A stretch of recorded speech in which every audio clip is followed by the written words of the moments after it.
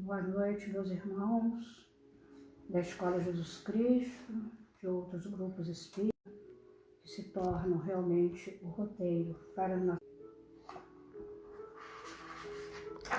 Fala de novo. Tudo bom?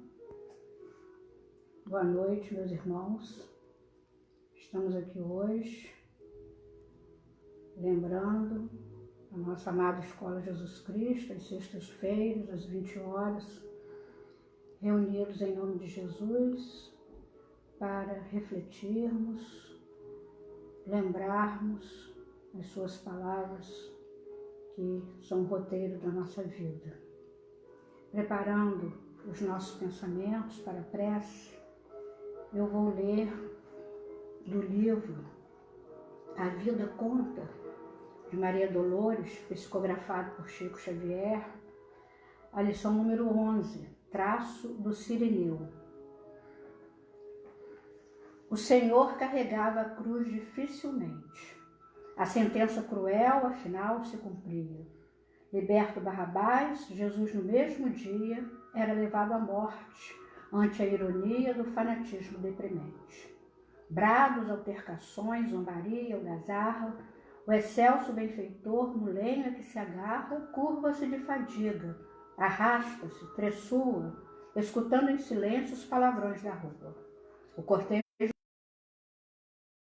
passo a passo, por um momento só exame fraqueja. Ajoelha-se e cai, vencido de cansaço. O povo exige a marcha, excede-se, pragueja. Nisso, um campônio vem da gleba com que lida. É Simão de Cirene, homem simples e forte. Um meirinho lhe pede apoio na subida. Deve prestar auxílio ao condenado à morte. Como, senhor? Não posso, exclama interpelado. Tenho pressa. No entanto, o funcionário insano grita-lhe em rosto. Cão, obedece ao chamado e mostra-lhe o rebenque a gesto desumano. Calado, o lavrador atende e silencia. Toma parte da cruz sobre o ombro robusto. Fita o mestre, todo bem que se faz é uma luz no caminho. O Cirineu de volta acha enorme surpresa.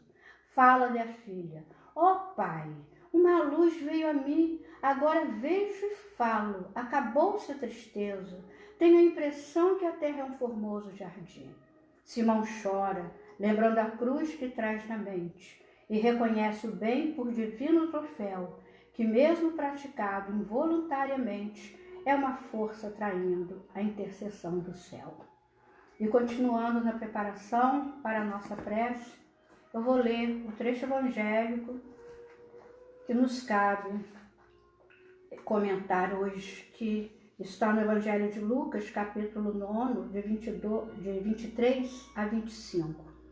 Em seguida dizia a todos: se alguém quer vir após mim, negue-se a si mesmo.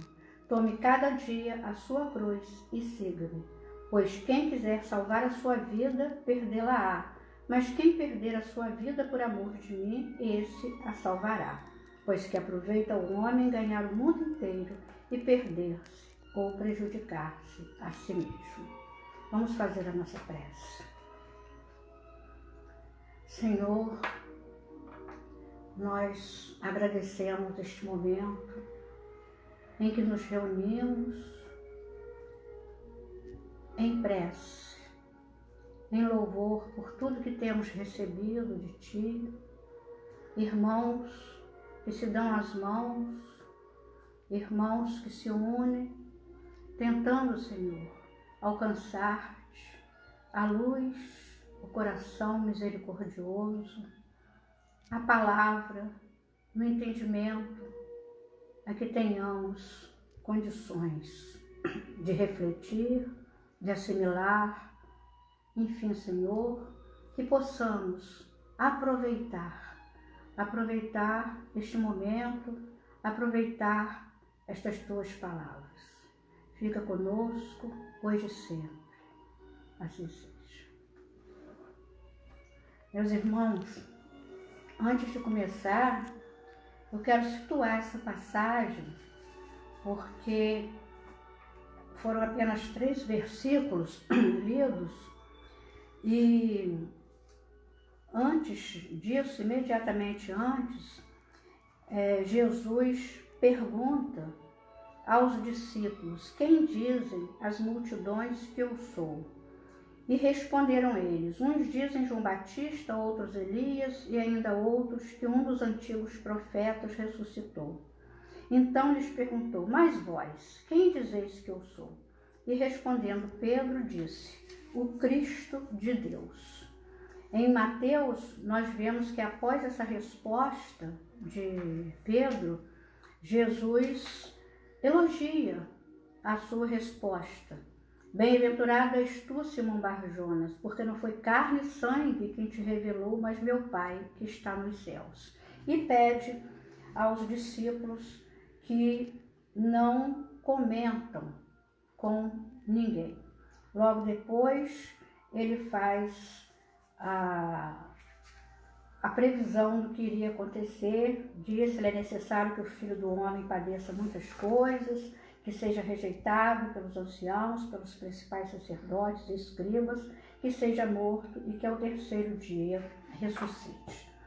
Então, nós vemos que Pedro foi intuído, captou a missão de Jesus, a personalidade de Jesus, quem era, na verdade, Jesus, para falar o que falou com eles. Quem quiser vir a mim, renuncie a si mesmo, tome a cada dia a sua cruz e siga-me.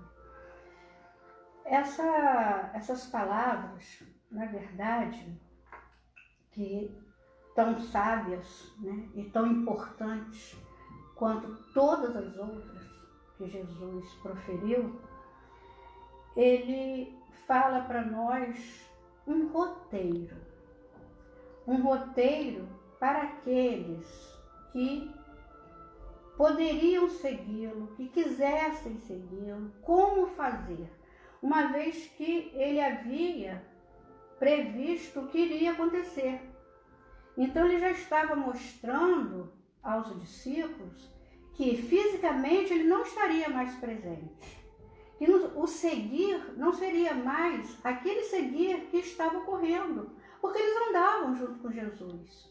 A multidão seguia Jesus, uma multidão heterogênea, como diz Emmanuel, mas havia esse seguir material, esse seguir às vezes, muitas vezes interesseiro, esse seguir por causa da fome material, por causa da curiosidade, né? Então, por causa até da ociosidade, como diz Emmanuel. Mas agora, esse verbo seguir tinha outro significado, tinha outro sentido, porque agora ele não estaria mais ali fisicamente para que todos o vissem e andassem atrás dele. Seguir agora seria seguir as suas palavras, seria seguir os seus ensinos. Então, quem quiser seguir, né? Então nós vamos ver que existem alguns aspectos necessários que Jesus nos apresenta aos discípulos e a nós, né? Para que nós pudéssemos, mesmo sem a presença física de Jesus, mesmo que os nossos olhos materiais não o vissem mais, para que nós pudéssemos continuar nessa jornada, que é muito difícil para nós, mas que estamos realizando passo a passo, muito devagar, 1 milímetro por dia, como diz Emmanuel, pelo menos, mas nós precisamos e precisávamos naquela hora de um roteiro. E foi esse o roteiro que Jesus deixou, né? Quem quiser vir após mim, renuncie a si mesmo, tome a cada dia a sua cruz e siga-me. Então nós temos algumas etapas que abordam 3 aspectos iniciais, na verdade, com uma culminância. Essa culminância, que é o siga-me, né, na verdade, decorre do cumprimento das 3 etapas anteriores e que seria essa culminância como uma coroação de um trabalho individual, um trabalho interior que cada um faz dentro de si. Então, esse trabalho encerra 3 etapas: o querer, o renunciar e o tomar a cruz. Mas antes, como diz o professor Humberto no livro O Silêncio Foi Quebrado, um trabalho que requer o cultivo dos bens imperecíveis, aqueles que, na linguagem do Evangelho, a ferrugem não consome, a traça não rói, o ladrão não rouba. E é muito interessante que o professor Humberto, com base no livro Fonte Viva de Emmanuel, ele traz para nós as virtudes que Emmanuel agrupa, e em 2 grupos, em 2 blocos, as virtudes individuais e as virtudes coletivas. É um capítulo muito sério, muito importante, intitulado Vigiai e Orai, desse livro O Silêncio Foi Quebrado, e ele mostra essa divisão, esses 2 grupos de virtudes, desses bens imperecíveis que nós temos que cultivar para seguir esse roteiro que Jesus nos oferece. Então ele fala que as virtudes, podem ser individuais ou coletivas. E na classificação, entre as primeiras, ele acentua o bom ânimo, a paciência, a fé e a humildade. São as 4 virtudes que formam o primeiro bloco. E ele fala um pouco, eu vou ler um pouquinho de cada um para a gente lembrar, O bom ânimo, tão necessário a que preservemos a energia construtiva, é tarefa eminentemente individual. Não decorre do nosso convívio, nem é produto de influências de terceiros sobre nós. Trata-se de virtude de elaboração pessoal. Depois ele mostra a paciência, é produto de elaboração íntima, é o trabalho da resignação e da obediência, independe de terceiros. A pessoa não é paciente ou impaciente em virtude das circunstâncias em que se desenvolve sua vida. A terceira, a fé. A fé é outro produto de elaboração individual, que se beneficia com o uso da razão. É sempre assim, a ausência de fé com respaldo na razão faz de todos nós verdadeiras crianças espirituais, e isto se reflete na qualidade de nossas petições ao Pai. A fé se consolidará em nós na medida em que ampliarmos nossa capacidade de ver e de ouvir, bem da forma como recomendava o Mestre Jesus. E a humildade, que é a 4ª aquisição pessoal, não depende de terceiros, também é produto de elaboração íntima, decorre do trabalho diário de convencimento de nós mesmos e de uma nova visão de mundo que podemos cultivar a partir da filosofia belíssima transmitida por Jesus: o silêncio, a modéstia e a mansidão. Ao lado dessas virtudes, a encarnação nos coloca diante daquelas que podemos auferir pela convivência. A primeira é a boa vontade. A boa vontade é a senha que nos comunica com o outro. Sem ela, estaremos isolados no mundo, cultivando a ideia falsa de que o mundo existe por nossa causa e todas as coisas estão postas para o nosso proveito pessoal. É virtude, digamos, coletiva, porque cultivada exatamente na convivência com terceiros. No rol das virtudes coletivas, encontra-se também o perdão. Para produzirmos essa virtude excelsa em nossos espíritos, é indispensável o convívio e quase sempre o conflito. A fraternidade pura é outra virtude de elaboração coletiva, isto é, que se desenvolve ao contato dos outros. Corresponde a uma extensão de nosso próprio ser ou ao exercício da filiação sublime. E, por fim, o bem incessante. aparece como a quarta virtude de aquisição coletiva. Quanto é importante a perfeita compreensão desse ensinamento. O bem incessante é a caridade que não cansa, a compreensão que não se esgota, o perdão que se repete. O bem incessante é não cansar o homem de ser bom, quaisquer que sejam as circunstâncias que envolvam sua existência.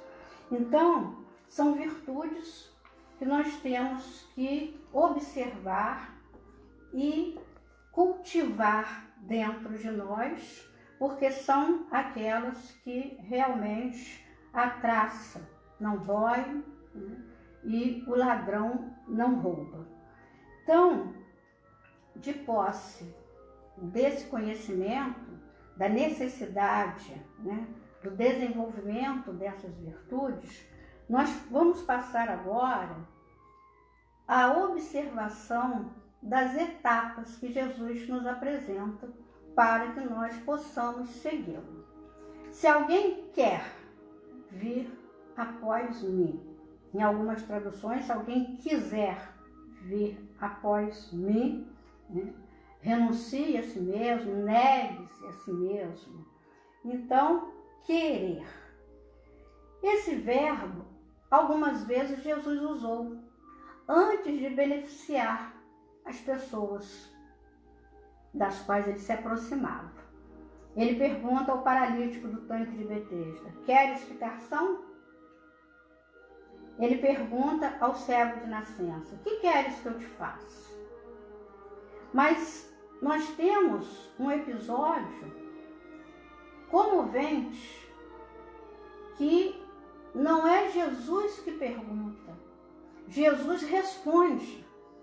Ele usa o verbo querer não para perguntar se a pessoa queria ficar curada ou o que é que queria que Jesus fizesse. Ele responde a um pedido de uma pessoa.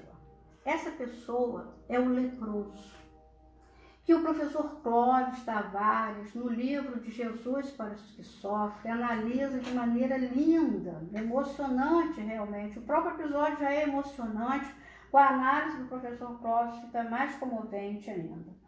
Porque narra Mateus: e eis que veio um leproso e o adorou, dizendo: Senhor, se tu quiseres, podes tornar-me limpo. E Jesus, estendendo a mão, tocou-o, dizendo: quero ser limpo. E logo ficou purificado da lepra. Aí o professor Clóvis faz uma introdução, lembrando a figura exemplar de Pasteur, que realmente exerceu, né, conjugou esse verbo na sua vida, nos atos da sua vida, e que escreve para as suas irmãs o seguinte: querer é uma grande coisa, porque a ação e o trabalho seguem à vontade, e o trabalho quase sempre vai acompanhado pelo êxito. A vontade abre as portas, o trabalho cruza-as e o êxito espera para coroar os esforços próprios. E na análise que ele faz, ele escreve: o pobre enfermo, um exemplo de fé viva, intuiu o poder da vontade e o amor soberano do amor. É difícil a gente encontrar uma análise tão concisa e tão perfeita a respeito de um gesto de Jesus. Exemplifica a excelência da vontade colocada a serviço do bem nas manifestações do amor. E mais adiante, escreve o professor Clóvis: exerce tão somente sua ilimitada e compassiva bondade, estendendo sua mão poderosa, tocou-o, dizendo: quero ser limpo. Quando o querer se coloca sincera e humildemente a serviço do amor, é mensagem de vida para todos nós. Importa confiar nele, pois ele mesmo fortalece a nossa vontade, abençoa nosso trabalho e purifica nossa paciência, unindo-nos a seu amor. Na alegria, e na perplexidade ou na tribulação, na paz ou sem ela. Não devemos esquecermos de que foi Ele, e não outro, quem nos disse: sem mim nada podeis fazer. Então, essa é a primeira etapa que nós temos que vencer dentro de nós. Querer. Nós queremos ir após Jesus, queremos seguir Jesus, porque Jesus não constrange, o bem não constrange. Jesus não força ninguém. Quando ele foi abandonado pela maioria dos discípulos, ele se voltou para os 12 e perguntou: e vós, quereis ir também? Então, nós temos o nosso livre-arbítrio, nós temos a nossa liberdade de fazer as nossas opções e, obviamente, assumir as consequências dessas opções. Mas nós temos um roteiro. Se nós fizermos a opção certa, nós colocarmos a nossa vontade a serviço do bem dos outros e do nosso, nós conseguiremos começar a seguir Jesus. Mas nós temos, apesar de termos o livre-arbítrio, a liberdade de escolha do caminho, qual o caminho? Existe um livro infantil de Meimei, que é A Cartilha do Bem. E num determinado trecho lá do livro, que aconselha as crianças a seguirem o bom caminho, ele é muito bem ilustrado, muito colorido, e há duas setas, dois caminhos. O caminho da luz, aí a criança vê aquele cenário colorido, os profissionais que elas poderiam ser um dia, seguir, acompanhar, aprender. E do outro lado tem uma plaquinha, o caminho das sombras. Aí nós vemos tudo escuro, uma pintura assim bem umbralina, que a criança observa, Então, qual o caminho a seguir? O caminho da luz ou o caminho das sombras? E isso, dentro da nossa doutrina, passando essa opção para as crianças, desde pequenos, eles aprendem que existem dois caminhos e que nós temos que saber escolher, Então, o que é que nós queremos? Qual caminho nós queremos trilhar? Segundo Leon Denis, o livre-arbítrio é a expansão da personalidade e da consciência. Para sermos livres, é necessário querer ser livre. Querer. E fazer esforço para vir a ser, porque não basta querer. Querer é a primeira coisa. É o que abre as portas, Mas fazer esforço para vir a ser, libertando-nos da escravidão, da ignorância e das paixões baixas. Então, nós temos essa liberdade de opção. E eu encontrei, lembrei de 4 mensagens que existem no Evangelho segundo o Espiritismo, do Espírito de Verdade, no capítulo 6, Cristo Consolador. Eu não vou ler as 4, lógico, mas eu retirei alguns trechinhos que falam, que tocam o nosso coração nesse sentido. São 4 mensagens. A primeira termina o primeiro parágrafo assim: reuni em feixes o bem esparso no seio da humanidade e disse: vinde a mim, todos vós que sofreis. Olha só, é um convite que Jesus nos faz. Vinde a mim. Ele não nos pega e força, nos amarra e traz e puxa. Ele convida: vinde a mim. Mas, ingratos, os homens afastaram-se do caminho reto lá. Opção. Ingratos, os homens afastaram-se do caminho reto e largo que conduz ao reino de meu Pai, e enveredaram pelas ásperas sendas da impiedade. Olha a opção. O convite foi feito, mas qual foi o caminho que nós tomamos? Porque estamos na terra, num mundo de provas e expiações. Porque enveredamos, ignoramos, ingratos, ignoramos, nos afastamos do caminho reto e largo. A segunda mensagem, que está no item 6, ele fala: obreiros, traçai o vosso sulco, recomeçai no dia seguinte o afanoso labor da véspera. Nós temos que trabalhar a nossa vida, trabalhar o nosso eu, fazer o sulco, arar a nossa terra, Obreiros, traçai o vosso sulco para poder a semente cair ali e realmente dar frutos. Se nós não prepararmos o terreno, como que nós vamos florescer e frutificar? Então, começai no dia seguinte o afanoso labor da véspera. Essa mesma mensagem termina de uma forma importantíssima.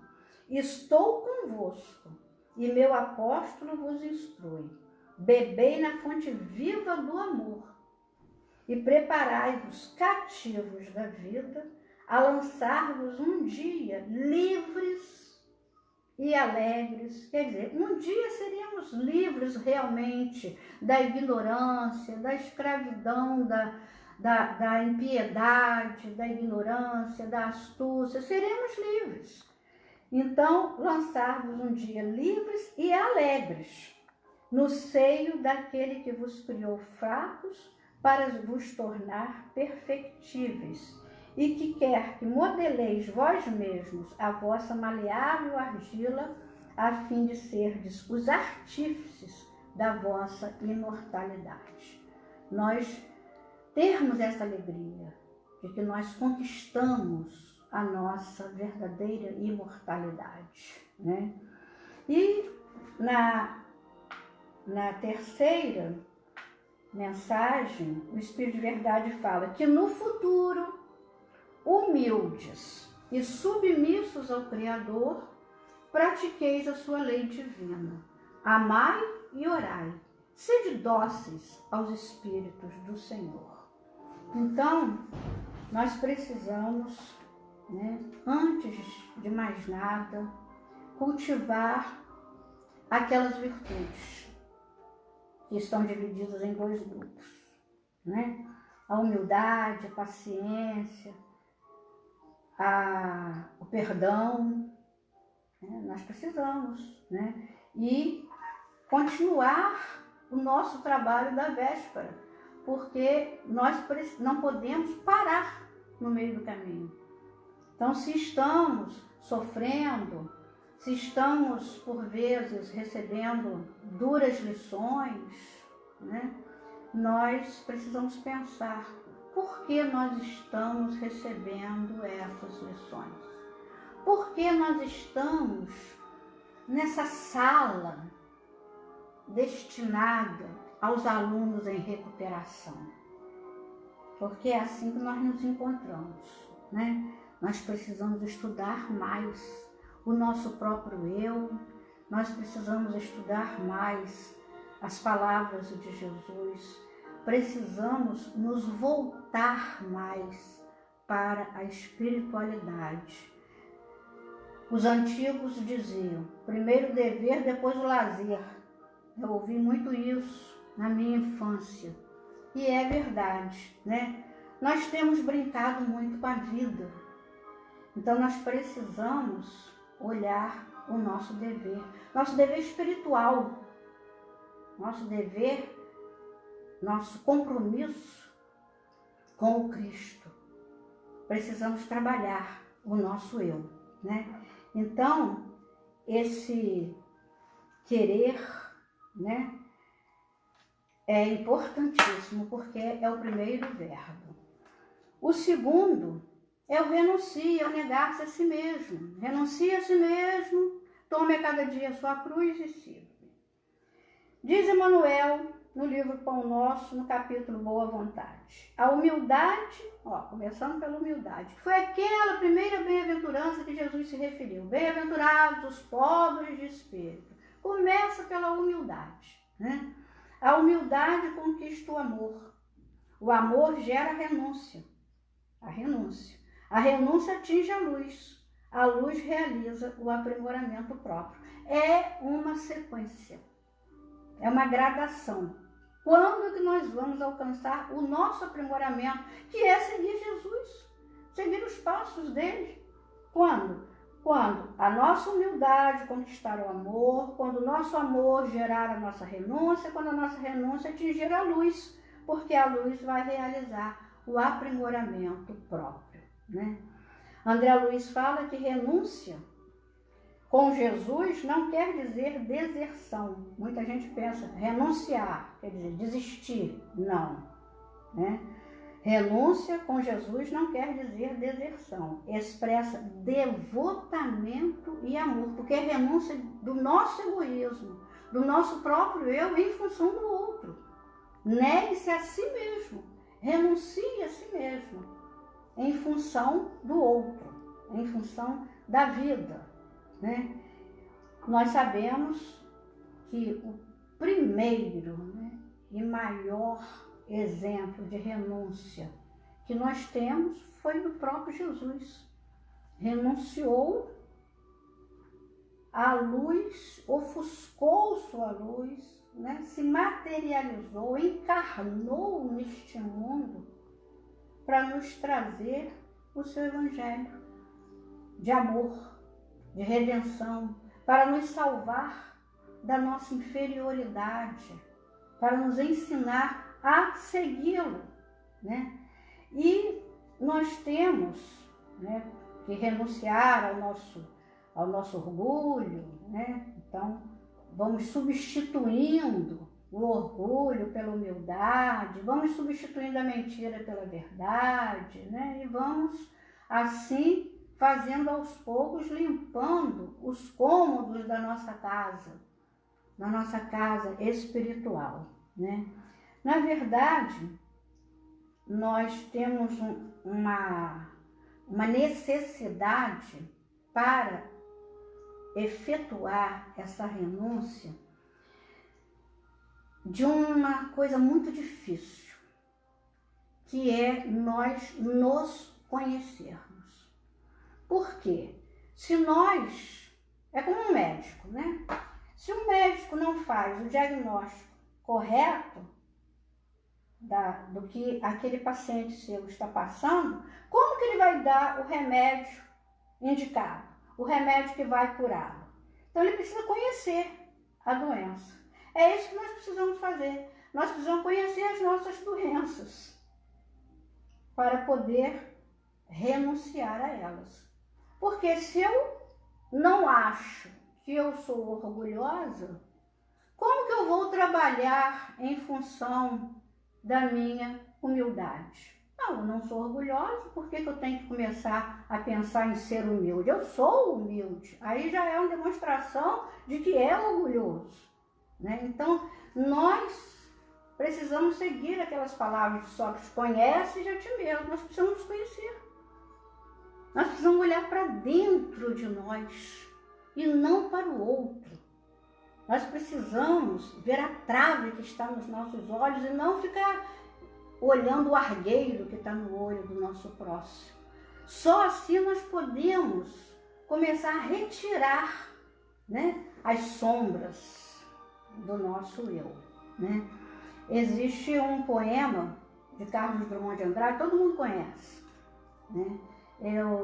Na época em que eu trabalhava no atual IFE, que na minha época era Escola Técnica Federal, né? Houve alguns anos em que a gente adotou, por indicação da coordenação, da direção, não me lembro, uns livros didáticos que traziam textos para leitura, interpretação e após essa leitura e interpretação vinha uma parte de gramática. E alguns anos a gente usou esses livros e um dos poemas que constavam nesse livro era um poema de Drummond. Então ficou muito marcado em mim, porque a gente tinha muitas turmas, né? Então repetia as aulas e tal. No ano seguinte era o mesmo livro. E o poema era O Homem e as Viagens, que todo mundo sabe, todo mundo conhece, mas eu quero lembrar aqui porque é um poema aparentemente crítico, satírico da tecnologia, das viagens interplanetárias, mas não é isso não, né? Ele mostra, quando o homem vai à Lua, né, que o homem conquista a Lua, está cansado na Terra, chateia-se na Terra, vamos à Lua. Aí ele vai à Lua, planta bandeirola na Lua, experimenta a Lua, civiliza a Lua, coloniza a Lua, humaniza a Lua. Lua humanizada, tão igual à Terra, vamos a outra parte, aí vamos a Marte. E assim ele vai conquistando todos os planetas do sistema solar.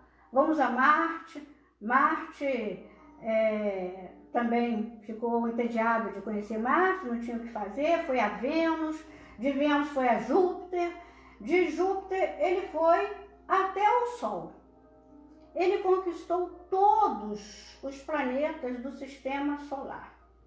Então, restam outros sistemas. Fala Drummond, restam outros sistemas. Só que antes de ir a outros sistemas, ele fala, mas o homem precisa, antes disso, realizar a dificílima, dangerosíssima viagem, quer dizer, perigosíssima. Porque quando nós fizermos essa viagem, nós vamos nos surpreender. Nós vamos ficar tristes. Vamos ficar tristes com o que nós vamos encontrar lá, né? Então, realizar a dificílima, dangerosíssima viagem de si a si mesmo. Pôr o pé no chão do seu coração.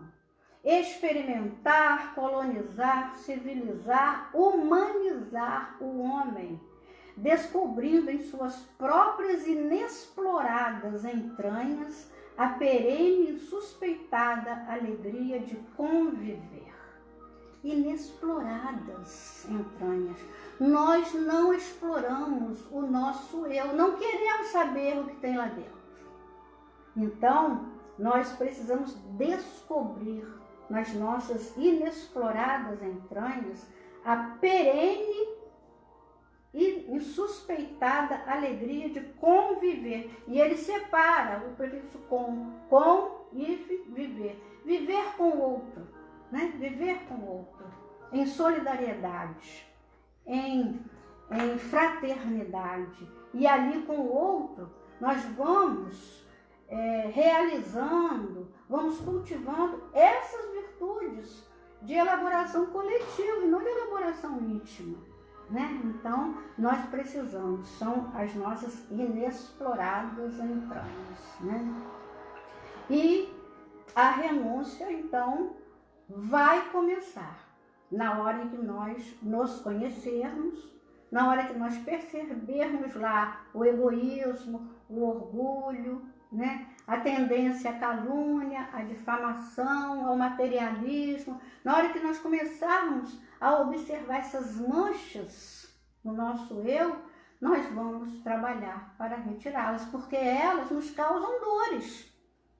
Elas nos causam dores, nós precisamos ficar curados disso, né? Então, nós temos a renúncia como marca dos grandes espíritos, dos iluminados, dos auxiliares de Jesus, daqueles que vieram até antes, preparando o caminho, né, para Jesus, que são exemplos e exemplos de renúncias, né? Maria, que foi eis aqui a serva do Senhor, renunciou a tudo para seguir as palavras do anjo. José, que Emmanuel fala que passou no mundo sem nenhuma situação de evidência dentro do divino silêncio de Deus. Então, passou silenciosamente, renunciando à sua própria personalidade de evidência que poderia ter, mas que não teve, porque José é um espírito que nós não alcançamos, né, a sua classificação. Então, realmente ele passou no mundo dentro do divino silêncio de Deus, ele não teve evidência nenhuma. Emmanuel fala que ele deu a Jesus tudo quanto podia dar. Está lá no livro Levantar e Seguir, né? E nos romances de Emmanuel, porque Emmanuel, na sua sabedoria, né, ele escreve, através de Chico Xavier, 5 romances. Além da sua obra toda, né, existem 5 romances especialmente belos, especialmente importantes, né? E em todos eles nós vemos exemplos impressionantes de renúncia, embora apenas um deles tenha recebido esse nome, Renúncia, que é a história de Alcione. Mas desde o Há 2000 anos, que é o primeiro, nós vemos exemplos de renúncia, né? Lívia, no Há 2000 anos, é um exemplo de renúncia, né? Depois, nos 50 anos depois, Célia Lúcius, que lá na escola, todo mês de junho, é lembrada em várias pregações, sexta, domingo, né? Que renuncia a tudo, em nome de Jesus. Ela segue Jesus na hora de enfrentar aquela situação constrangedora, ela com a criança nos braços, que ela não sabia nem que criança era aquela, ela não acredita naquela calúnia contra a mãe dela, e ela resolve assumir aquela maternidade. E a Téria, personagem, né, que realmente foi ali importante na trama toda, né, na sombra que criou aquela situação toda, fala, e a menina, com quem fica? Ela não teve um nome na família, entre os amigos, nada, para falar, eu vou para casa de fulano, eu ficarei com fulano. Ela não teve, não tinha ninguém. E ela responde, eu ficarei com Jesus. E sai de casa com a roupa do corpo, com aquela criança nos braços e segue até a sua desencarnação o caminho de Jesus, né? Então foi uma renúncia total, ela renuncia à sua condição de patrícia romana, ao luxo, à riqueza, ao conforto, ao pai, à mãe, à irmã, a tudo, e até a sua identidade feminina. Ela renuncia a tudo, né? E segue confiando em Jesus. Então foi uma renúncia extrema realmente. Depois ela repete essa renúncia no romance Renúncia, na personalidade de Alcione, que também renuncia a uma vida com a sua alma gêmea em nome de Jesus, né? Nós temos no Ave Cristo Quinto Varro, nós temos no Paulo Estevão, a grande renúncia de Estevão e a grande renúncia de Paulo de Tarso, né? A fama, ao sucesso, né?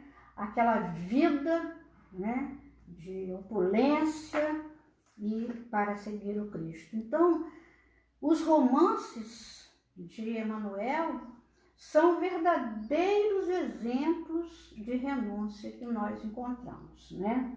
Mas, passando adiante, porque ainda temos 2 verbos, que é tomar a cada dia a sua cruz, Emmanuel fala que, por enquanto, a cruz ainda é o sinal dos aprendizes fiéis.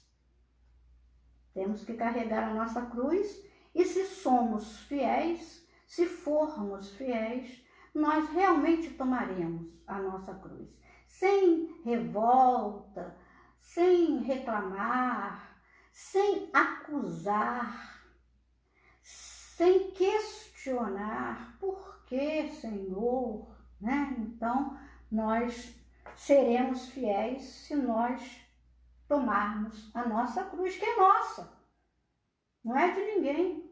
Cada um tem a sua cruz, né? E as suas marcas, segundo Emmanuel, devem ser a responsabilidade, o trabalho, o sacrifício e o aprimoramento íntimo.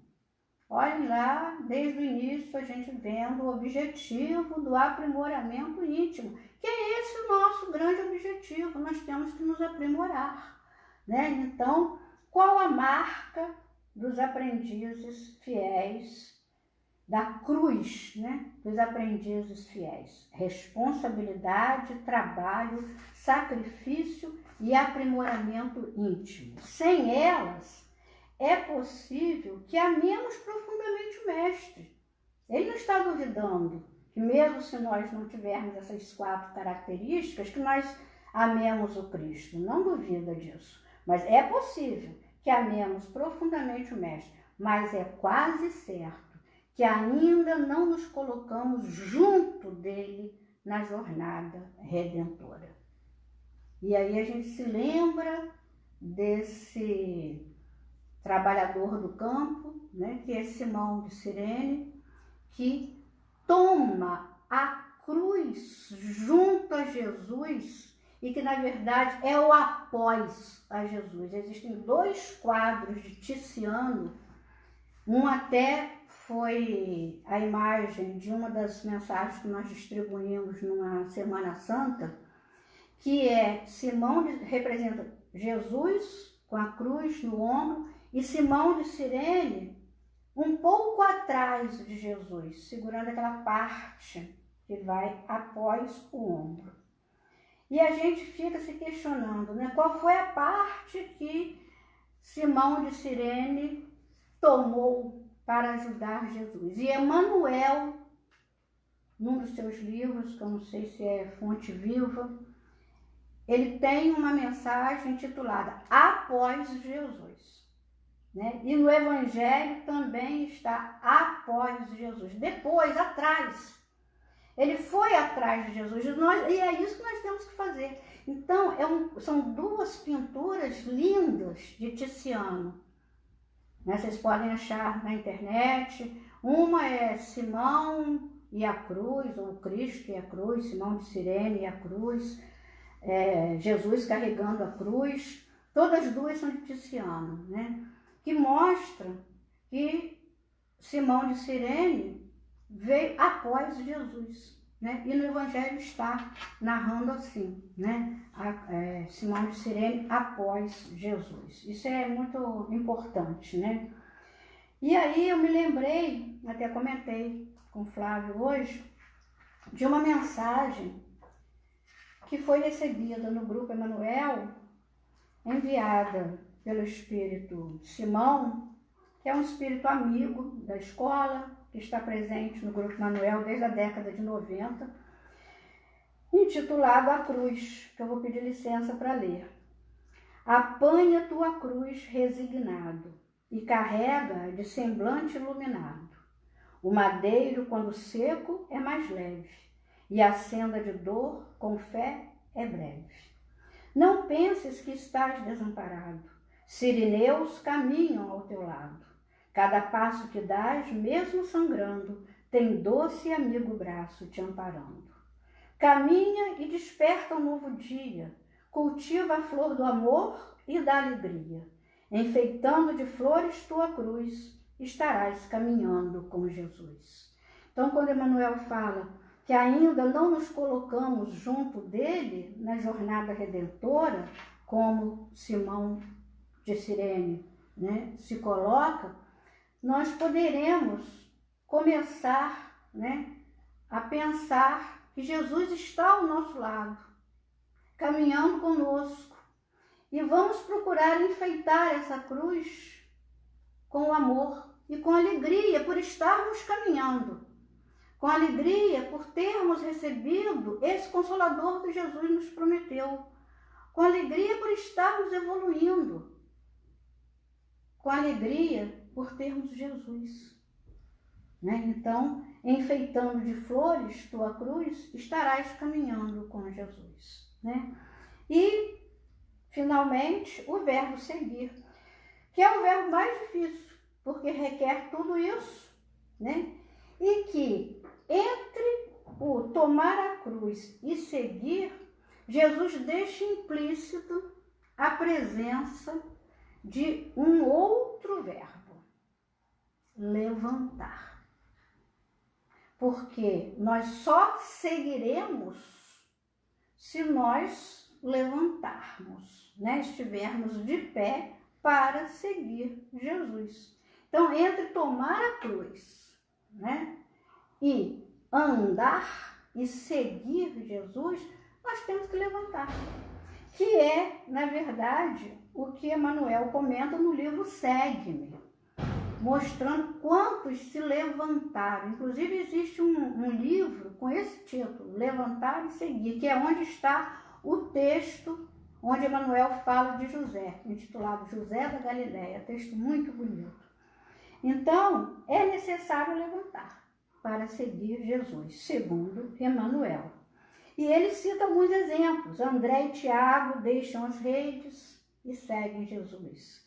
Mateus levanta-se para segui-lo. Os paralíticos se erguem e andam. Lázaro levanta-se do sepulcro. Paulo de Tarso segue depois de se haver levantado às portas de Damasco. Então, aí ele termina, né, conclui assim: numerosos discípulos ergueram-se para o serviço da redenção através de muitos testemunhos difíceis de sacrifício, de fidelidade, né, fé mesmo, né? E nós precisamos fazer isso, né? Queremos seguir Jesus? Vamos começar o nosso trabalho interior. Vamos renunciar a nós mesmos. Vamos tomar a nossa cruz. Vamos levantar e vamos seguir, né? Pergunta a ti mesmo se estás seguindo a Jesus ou apenas as normas do culto externo, do teu modo de filiação ao Evangelho. Eu achei impressionante essa expressão. Cada um tem um modo, né, de filiação ao Evangelho, mas o modo é um só. Nós aqui adaptamos as nossas conveniências. Então, o meu modo de seguir o Evangelho é esse. Não tem meu nem seu, né? Só existe um modo de seguir o Evangelho. É seguir o Evangelho, seguir as palavras, né? Obedecer, né? Então, se nós estamos seguindo Jesus ou apenas as normas do culto externo do teu modo de filiação ao Evangelho. Isso é muito importante, diz Emmanuel, porque levantar e renovar-se ainda é o nosso lema. Então, meus irmãos, fica aqui a nossa breve e simples reflexão a respeito de uma lição tão importante, tão necessária, para que nós possamos sair desses passos que não levam a lugar nenhum, sair dessa trilha já batida que vai se afundando e vai afundando os nossos pés. Precisamos tomar o rumo que Jesus nos apresentou. Difícil para nós, mas precisamos tomar, porque só assim nós vamos seguir o caminho da luz e não o caminho das sombras. Então, para terminar, a leitura final também é de Maria Dolores, só uma estrofe, a última estrofe do poema Jornada, do livro Dádivas de Amor. Prossigamos no bem. Não te amedrontes, alma boa. Não estamos sós nesta jornada. Alguém segue conosco a ensinar-nos justiça, caridade e perdão. Nada receios, sigamos para frente, trabalhando e servindo alegremente. É a flor do amor e da alegria, né?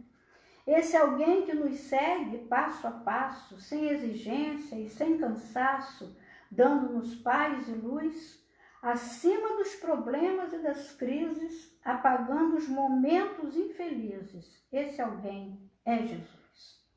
Então, se estamos passando por problemas, se estamos passando por um momento difícil na nossa vida, porque estamos, né? É uma coisa coletiva, cada um tem seus momentos difíceis, mais difíceis, menos difíceis, individuais.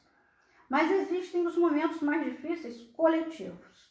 E nós estamos somando nessa hora os nossos problemas difíceis individuais com os problemas difíceis coletivos. Então fica muito difícil. Mas nós não estamos sozinhos. Alguém segue conosco, dando-nos paz e luz, acima dos problemas e das crises, apagando os momentos infelizes. Esse alguém é Jesus. Teremos a nossa recompensa se conseguirmos passar pelos nossos problemas, pelos nossos momentos infelizes, com humildade, com resignação, com sabedoria, com fé, porque eles serão apagados por Jesus. Então, que Ele nos abençoe, que possamos recorrer sempre ao Evangelho, que é um conforto, um consolo para os nossos corações. Vamos fazer a nossa prece. Jesus, nosso Mestre, nosso Senhor, nós te agradecemos a bênção desta hora, pedindo, Senhor, mais uma vez, que fiques conosco, que a tua paz esteja sempre em nossos corações, em nossos lares, que nós possamos contribuir para que tudo isso seja realmente aproveitado por nós. Pedimos clareza de entendimento, pedimos força, coragem, vontade, Senhor, de seguir-te os passos. Abençoa a nossa casa, a nossa Escola Jesus Cristo, a nossa cidade, o nosso Brasil, o nosso mundo. Que todos nós possamos ser aquela ovelha, cada um, que tu resgataste, Senhor. Sim, porque tu és o nosso pastor, porque as tuas ovelhas te conhecem e que nós possamos conhecer a tua voz e seguir-te. Despede-nos na tua doce paz. Assim seja.